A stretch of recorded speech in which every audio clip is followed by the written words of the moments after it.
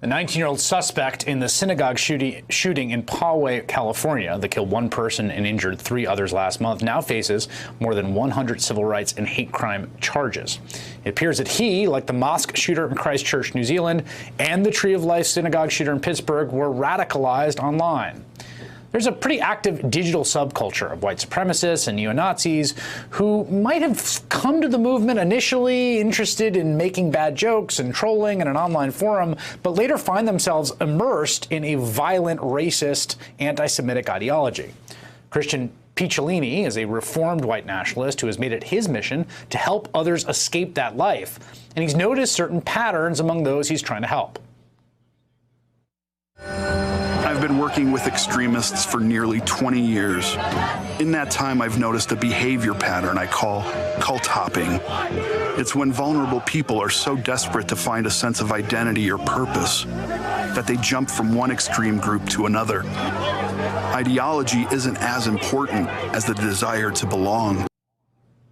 Christian's efforts to divert young white supremacists from this path are documented in a series called Breaking Hate. The second episode airs at 9 p.m. Sunday night right here on MSNBC. Joining me now is Christian Picciolini, founder of the Free Radicals Project, devoted to helping people exit hateful and violent-based radicalization. He's also the author of White American Youth. Good to have you here. Thanks, Chris. I thought that was a really interesting sort of insight that the way that people find themselves into these subcultures isn't necessarily seeking out the ideology of the subculture, right, but just seeking out a group that makes them feel like they belong. Yeah, nobody is born a hater, so you know, we all seek identity, community, and purpose in life.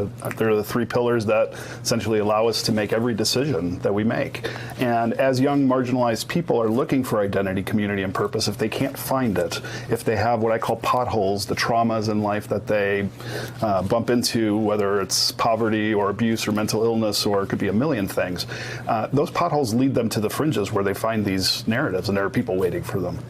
How much have things changed? You were active in a white supremacist group. Yes. You broke away from that, and then you've done this work for 15 years. How much?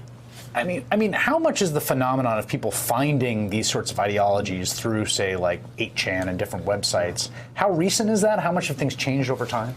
You know, I would say the advent of the internet really changed the ballgame. It made it as if it was a 24-hour hate buffet where people can serve themselves. I had to be handed a pamphlet in an alley. Somebody had to recruit me physically. That doesn't have to happen anymore. Young people can be on a message board like 4chan or 8chan and start laughing at some of these memes and get desensitized by them, and then they're sent to these other places where the rhetoric ramps up a little bit more, and where they're told certain words, and if they don't react in a certain way, if they use the N-word, recruiters then are keyed in on whether they can take them a little bit further if they start to laugh at those jokes. That's interesting. So like there's this sort of slow process of desensitization, boundary pushing with people. Yeah, and they know they're not going to recruit everybody, so they they cast a wide net, and they look for the ones that laugh back at the anti-Semitic jokes, or who, you know, aren't fazed by them, and then they tighten the screws on them. Although it seems to me in the case of some of what's happening here that it's not even like some active recruiter. It's almost this sort of like horrible dark organism of people just sort of peer-to-peer kind of radicalizing each other with no one there who's like, I'm here from this, you know, Nazi group. But somebody is putting that propaganda out there. And so much of this is coming from Eastern Europe and from Russia. Really? Yes, so many of these troll farms are putting out propaganda, everything from anti-vaccine stuff to flat earth stuff to anti-Semitic tropes. Russia has been known to do this since 1903 when they put out the fraudulent book, The Protocols of the Elders of Zion. This is a tactic of theirs. So, and what they're trying to do is to sow seeds of discord, and they're essentially using our own citizens against each other as soldiers in a war. Yeah, this sort of I saw this clip I want to play, which is that people go to train outside the United States is fairly common. Take a listen. He's crying, and I said, "What is going on?" And he said, "Chris, you're not even going to believe this.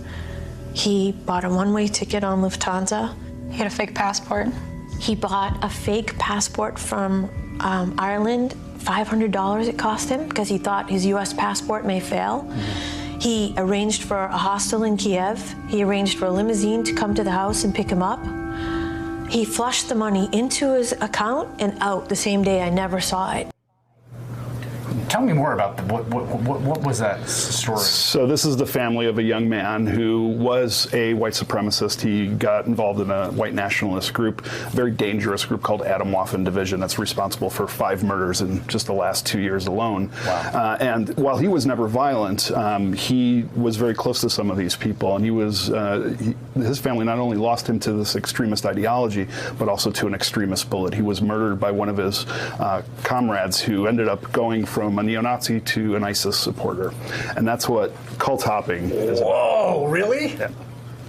Whoa. What was he doing training in Ukraine?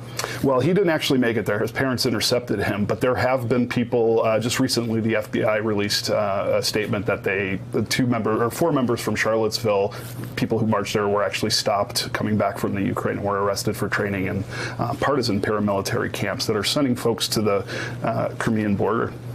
And they are essentially right-wing, kind of neo-fascist, Ukrainian nationalist This groups. is a group called the Azov Battalion. That is a neo-fascist group modeled after the Panzer Division of Nazis. They fly swastika flags on their tanks. They are a legitimate militia group in the Ukraine. And they are recruiting people to come train with them from the United States. Yes, they're actually training in Russia and St. Petersburg and in Moscow, and then being sent to the front in Ukraine to fight against pro-Russian separatists.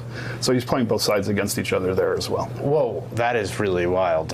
It's Christian Picciolini. Thanks so much. I really Thanks, appreciate Chris. it. It's great to be here. Again, the latest episode of Breaking Hate has all that stuff in it. Airs this Sunday at 9 p.m. right here on MSNBC. It's really eye-opening. Do not miss it. Hey there, I'm Chris Hayes from MSNBC. Thanks for watching MSNBC on YouTube. If you want to keep up to date with the videos we're putting out, you can click subscribe just below me, or click over on this list to see lots of other great videos.